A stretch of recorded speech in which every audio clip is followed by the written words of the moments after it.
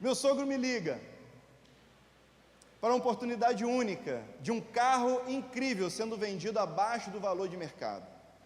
Ele liga para o vendedor fala: quem der a entrada primeiro vai levar o carro.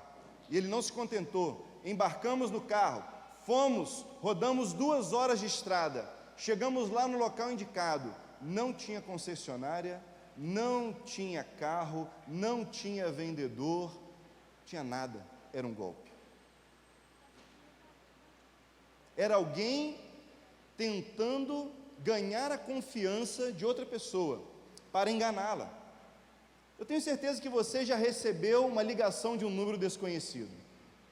Eu tenho certeza que já chegou na sua caixa de e-mail uma mensagem falando que você precisa trocar a sua senha e você tinha que clicar num botãozinho ali no e-mail. Talvez você já recebeu uma ligação dizendo que foi feita uma compra suspeita no seu cartão e você tem que atender e dar os seus dados para poder corrigir essa situação. Há muitas pessoas tentando chamar a nossa atenção, ganhar a nossa confiança para que a gente acredite nelas. E uma vez que a gente acredita, elas podem levar o que quiserem de nós. E hoje em dia está muito mais difícil acreditar no que a gente vê.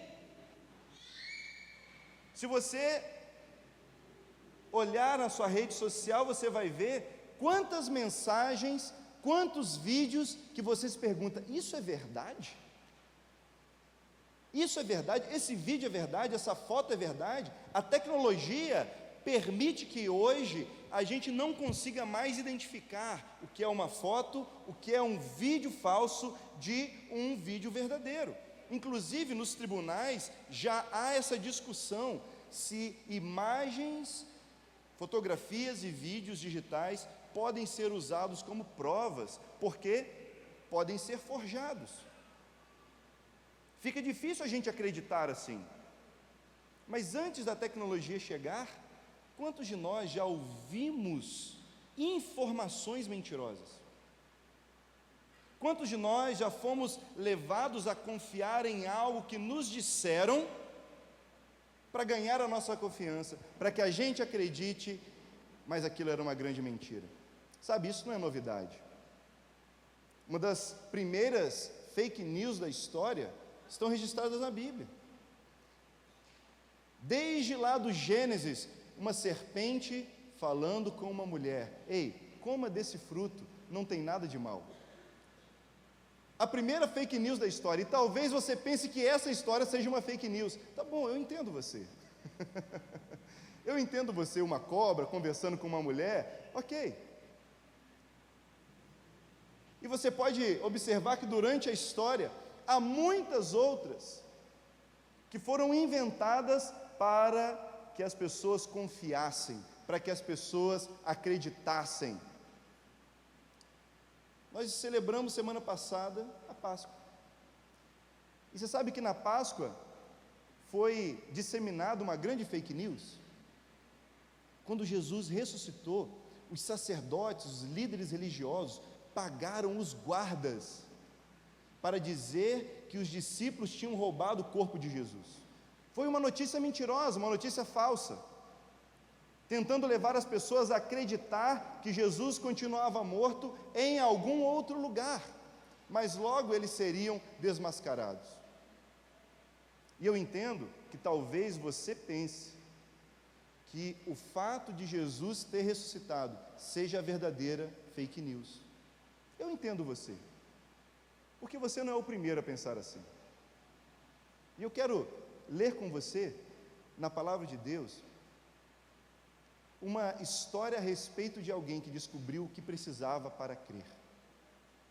Que assim como você duvidava da ressurreição de Jesus, talvez você não tenha dimensão da importância desse evento, mas eu quero ler com você o capítulo 20 de João. Abra sua Bíblia junto comigo.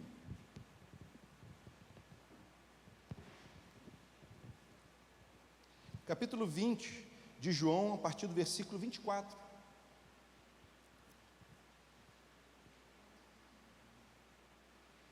E a gente lê assim: um dos 12, chamado Tomé, ele tinha um apelido de Gêmeo ou Dídimo. Ele não estava com os outros quando Jesus surgiu no meio deles.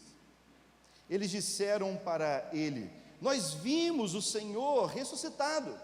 Mas ele respondeu: não acreditarei se não vir as marcas dos pregos em suas mãos, e eu não acreditarei enquanto não puser os dedos nelas e a minha mão na marca do seu lado. 8 dias depois, os discípulos estavam juntos novamente, e dessa vez Tomé estava com eles. As portas estavam trancadas, mas de repente, como antes, Jesus surgiu no meio deles, e ele disse: paz seja com vocês. Então disse a Tomé diretamente: ponha seu dedo aqui e veja as minhas mãos, ponha a sua mão na marca em meu lado, não seja incrédulo, Tomé, creia. E ele disse: meu Senhor e meu Deus. Então Jesus disse: você crê porque me viu, felizes são aqueles que creram sem ver. Esse é um momento muito especial na história, porque Jesus, depois de ressuscitar dos mortos, foi aparecendo pouco a pouco para os seus discípulos. E como nós vimos, nessa primeira ocasião, faltou Tomé. Um dos discípulos não estava lá, e quando ele ouviu a notícia, ele teve uma reação que a gente não pode julgar, porque com certeza você também teria, eu também teria. Um homem voltou dos mortos? Eu não vou acreditar. Alguém ressuscitou? Isso nunca aconteceu antes. Como alguém pode ressuscitar dos mortos assim sozinho? Na história da Bíblia, houve outras pessoas que ressuscitaram, mas elas não ressuscitaram sozinhas. Houve alguém que foi lá orar, houve alguém que foi lá dizer que Deus estava abençoando, Deus estava fazendo aquele milagre. Mas de Jesus foi diferente. Foi colocada uma pedra no sepulcro, foi colocado um selo para que ninguém abrisse, guardas ficaram vigiando, mas no domingo pela manhã, a pedra rolou e Jesus saiu. O túmulo estava vazio, e eu digo a você, dificilmente nós acreditaríamos. Então Tomé diz: olha, eu só vou acreditar se eu colocar o dedo, se eu tocar, se eu ver com os meus próprios olhos Jesus ressurreto. Mas eu acho incrível que Tomé, mesmo tendo essas dúvidas, ele queria crer, ele sabia o que ele precisava para crer, e eu penso que havia algumas condições acontecendo ali, disponíveis ali, para que Tomé pudesse crer. Uma delas é que Tomé estava num ambiente, no mesmo ambiente que os apóstolos estavam. Tomé permaneceu no mesmo ambiente de antes, ele havia andado com os discípulos durante 3 anos, seguindo Jesus, indo por todo lugar, e eles oravam, e eles jejuavam, e eles compartilhavam das histórias, eles viram Jesus fazer milagres. Tomé não abriu mão daquele ambiente, onde ele havia experimentado a presença de Deus, não abriu mão daquele lugar, onde os discípulos, homens de fé, se reuniam, porque ele sabia que aquilo era necessário para crer. Mesmo duvidando, mesmo não acreditando, ele compartilhava de uma mesma confissão, ele compartilhava de um mesmo afeto que os demais discípulos, mas ainda faltava algo importante para ele crer. E eu penso que essa possa ser a realidade de muitos de nós, porque nós somos cativados pelo ambiente, nós somos aproximados pelo ambiente onde as pessoas adoram, onde as pessoas cultuam. Isso promove em nós a oportunidade de estabelecer alguns hábitos, de estabelecer alguns costumes, como o costume de orar, costume de ler a Bíblia, o costume de ouvir louvores, a gente sabe que isso é necessário para crer. Mas acontece que não é isso que define a nossa fé. Mesmo que a gente ande junto com o povo de Deus, não é isso que vai nos dar uma fé que transforma a nossa vida. Um ambiente é muito importante, nós precisamos dele, mas somente ele não pode nos transformar. É então que nós vemos os discípulos apresentando outro item necessário para que a gente possa crer. Eles apresentaram argumentos. Eles disseram: nós vimos o Senhor. Como? Nós vimos o Senhor. Argumentos, eles disseram: nós olhamos Ele, nós vimos Ele, Ele apareceu no meio de nós, a gente estava junto aqui, escondido, portas fechadas, sabe? Ele apareceu, sabe? Uma fé com argumentos sólidos, eles eram testemunhas. Eles estavam prontos a morrer por essa verdade. Mas isso não ajudou Tomé a crer. Isso não ajudou Tomé a decidir nem o ambiente, nem mesmo os argumentos. Não foram suficientes para que ele pudesse crer e ser transformado. Crer existe mais do que argumentos. Mas como é importante ter argumentos para a nossa fé. Como é importante ver o exemplo na vida das pessoas. Como é importante conhecer sobre Jesus. Você precisa conhecer a respeito dele, ouvir as histórias de Jesus, ler as histórias de Jesus, aprender a dizer o porquê você crê nele, seguir os passos dele.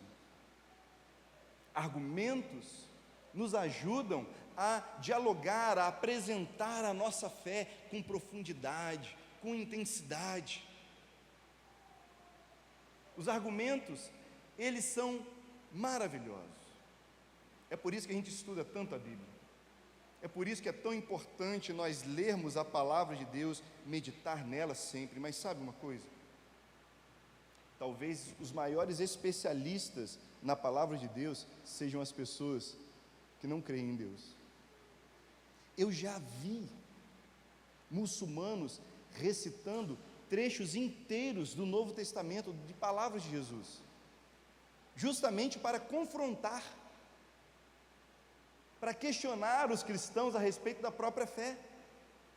Argumentos baseados na informação, no mero conhecimento, não são suficientes para transformar a nossa vida, não são o que nós precisamos para crer de verdade, muito embora eles sejam importantes, mas não são eles que nos ajudam a crer para ser transformados.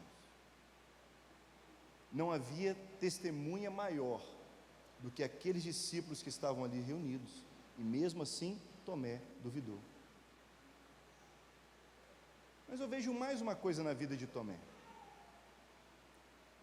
Não apenas o ambiente, o local do encontro, o local da oração, os hábitos que inspiram, não apenas os argumentos, mas também algo na vida de Tomé me chama a atenção, eram suas dúvidas.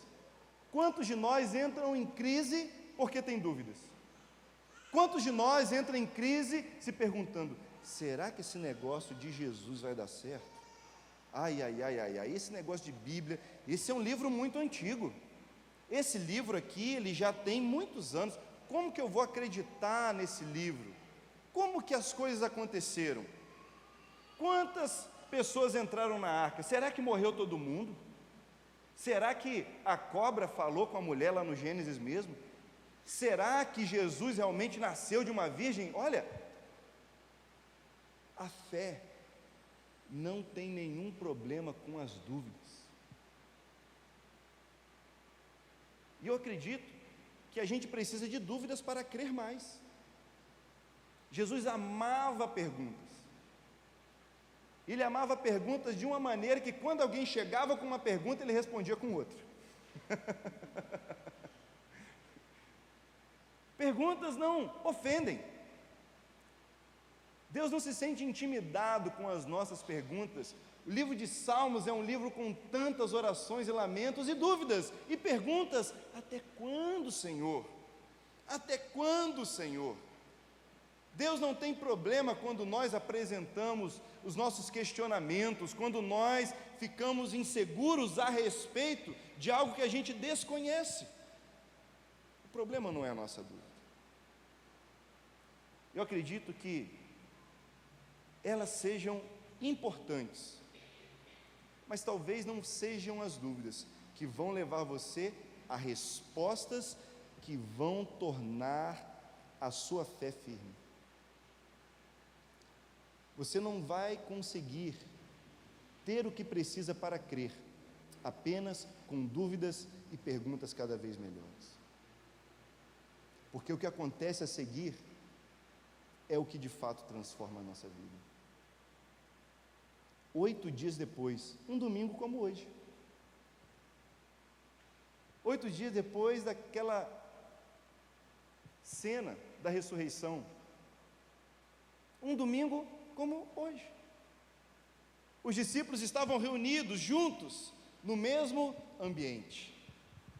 Ali estavam as mesmas testemunhas com os mesmos argumentos, e dessa vez ali estava Tomé com as suas dúvidas, buscando o que precisava para crer. E de repente, diga comigo, de repente, Jesus apareceu no meio deles. Você imagina o susto? Talvez você, por ler essa história, ou por ter ouvido outras vezes, ache que ela é muito normal. Mas eu tenho certeza que, de vez em quando a noite é escura, quando você ouve um barulho lá fora, um barulho no quarto, você faz aquele pacotinho no lençol para guardar o pé dentro da cama e você se encolhe assim, sabe? E aí você acha que você ia ver Jesus e você ia ficar de boa, sem se assustar. Não. Aquele que morreu, ressuscitou, e estava diante deles. E ele chega diretamente para Tomé: Tomé, eu ouvi uma conversa sua aí. Estou sabendo que você está precisando de algo para crer, Tomé. Pode tocar aqui, Tomé. Toca na minha mão. Você disse que precisava me tocar para crer. Toca aqui no meu lado, que foi vazado por uma lança enquanto eu estava naquela cruz. Tomé, eu estou vivo. Você me viu morto na cruz, mas agora eu estou vivo. Eis aqui as marcas que provam a minha morte.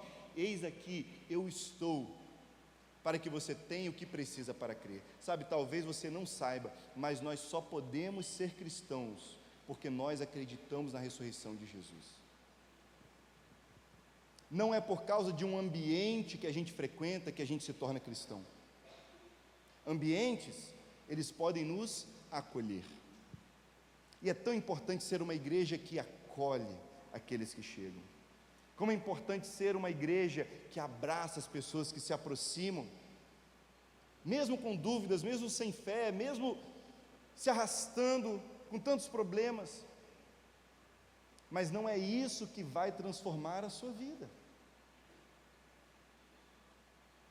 Nós não somos cristãos porque temos bons argumentos, porque não são argumentos que nos dão o que precisa para crer.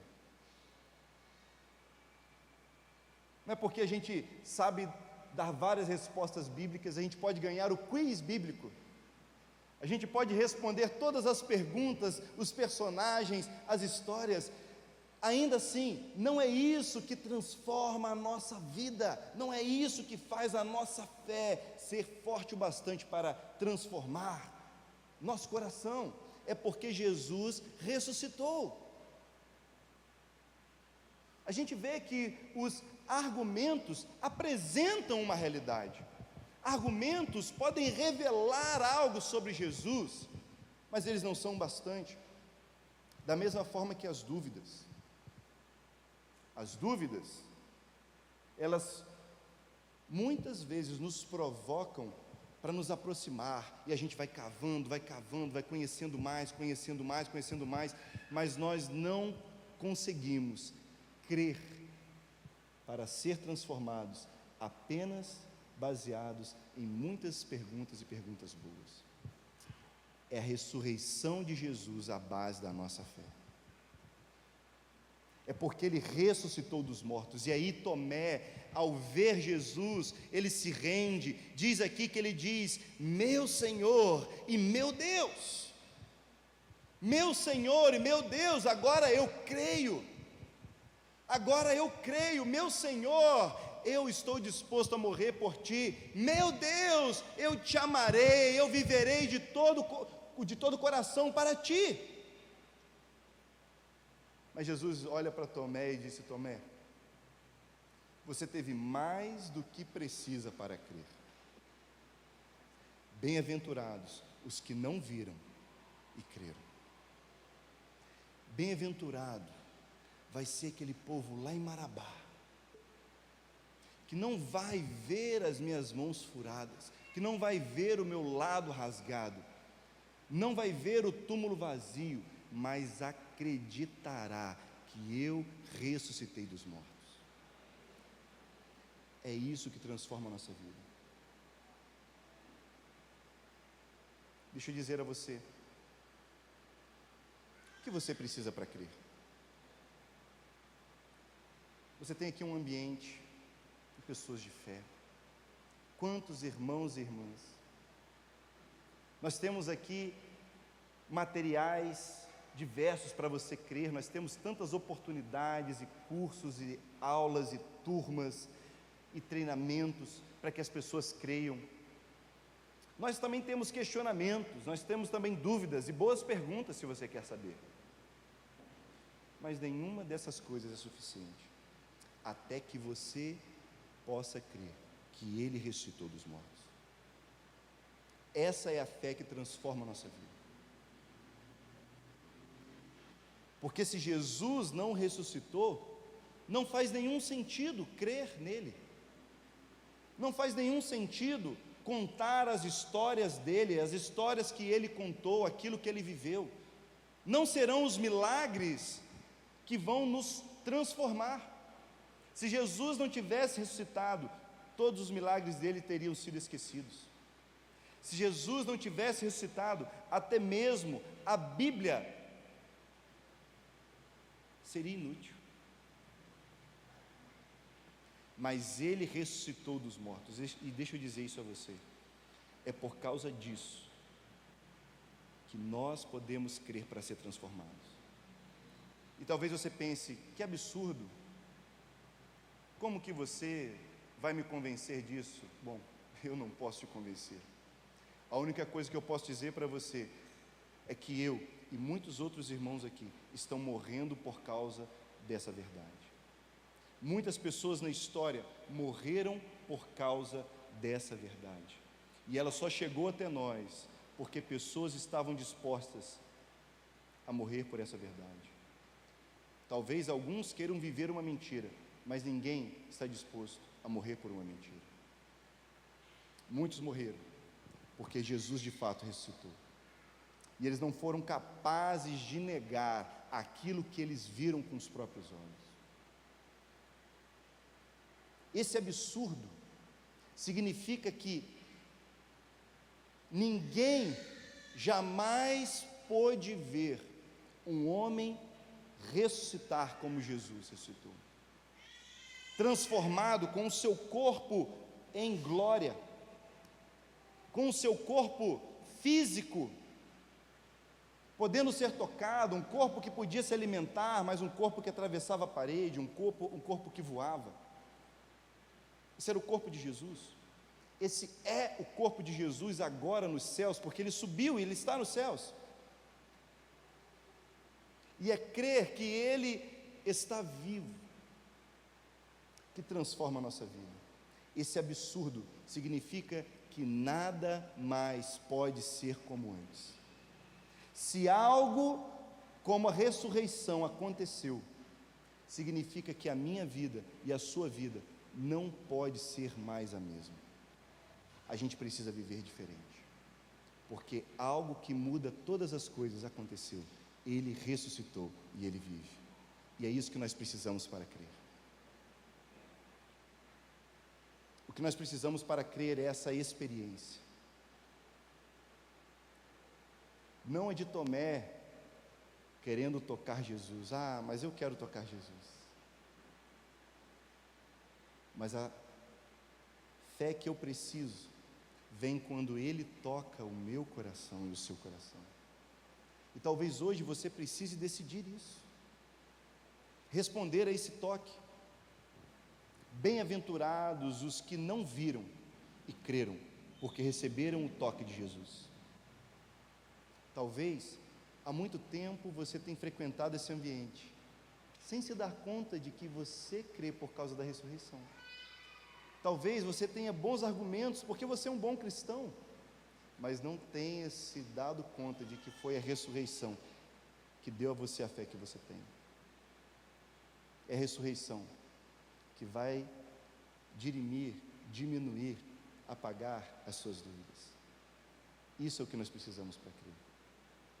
E eu peço a você que nessa noite considere dar uma resposta para Deus, dizendo: Senhor, eu tenho o que preciso para crer, dá-me ousadia. Hoje você precisa dizer: Senhor, eu tenho o que preciso para crer, para mudar de vida, para viver uma nova vida, para viver em liberdade, sabendo que os meus pecados foram perdoados. Você pode hoje dizer: Senhor, eu tenho o que preciso para crer e para abençoar a minha casa, para abençoar a minha família, para ser alguém que vai abençoar as pessoas no meu local de trabalho, nos meus negócios. Você vai dizer a Jesus: Senhor, eu tenho o que eu preciso para ter uma fé contagiante, que proclama, que declara, que vive essa verdade de que Jesus está vivo, e Ele está conosco, Ele está conosco, Ele é por nós. Eu quero que você imagine o que vai acontecer quando essa fé se manifestar no seu coração. Você já pensou? O poder da fé, movida pelo Espírito que ressuscitou Jesus dos mortos, habitando agora em você? Você já pensou os vícios que podem ser abandonados? Já pensou o perdão que você vai poder liberar sobre a vida dos outros? Você já pensou que você vai ser capaz de amar as pessoas, porque Jesus ressuscitou? Você vai ser capaz de servir, você vai ser capaz de anular toda a sua vaidade, o seu orgulho, você vai ser capaz de olhar nos olhos uns dos outros e dizer: eu amo você em nome de Jesus. Você vai poder dizer: você é mais importante do que eu. Casamentos são restaurados, relacionamentos são redimidos, só porque nós cremos que Ele ressuscitou dos mortos. Eu quero desafiar você nessa noite a orar a respeito disso. Você pode orar junto comigo? Você pode baixar sua cabeça, fechar os seus olhos e orar: Senhor, eu creio que Jesus ressuscitou dos mortos. Eu creio nessa loucura. Eu creio nessa mensagem louca.